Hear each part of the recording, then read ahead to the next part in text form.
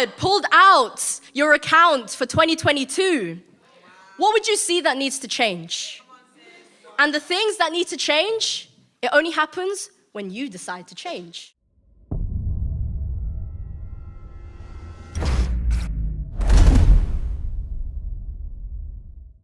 Good afternoon, sisters. My name is Rachel Hurley-Tech, and my husband and I have the privilege of leading the South region of the London Church.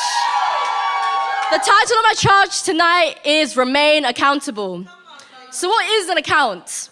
It is simply a report or a description, an explanation or a record of an event or an experience.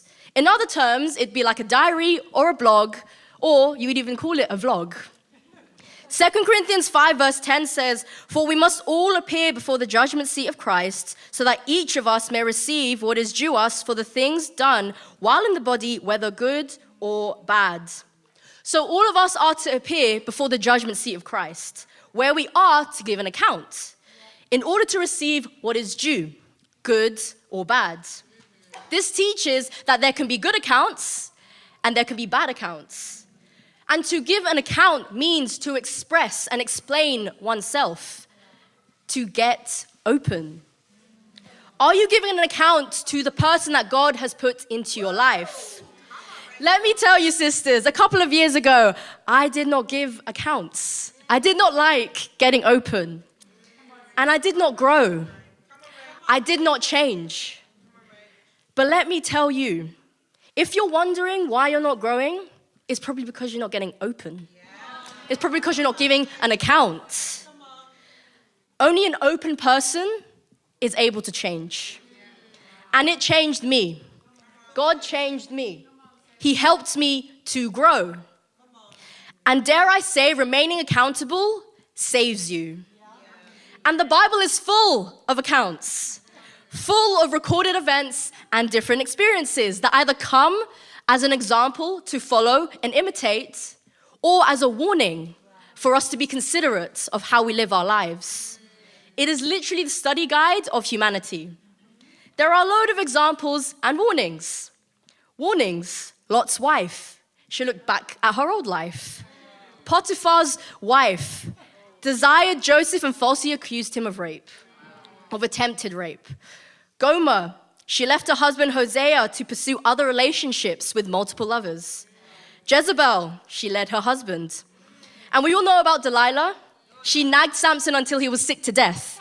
And I bet you, sisters, no one likes a nagging sister. And what about Sapphira? She didn't call out her husband's sin. But then how about examples? Hannah, faithful to God and dedicated to him in prayer. Ruth, faithful to Naomi and hardworking.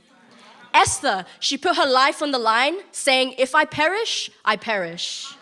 Dorcas, the account of her says that she was always doing good and helping people, helping the poor.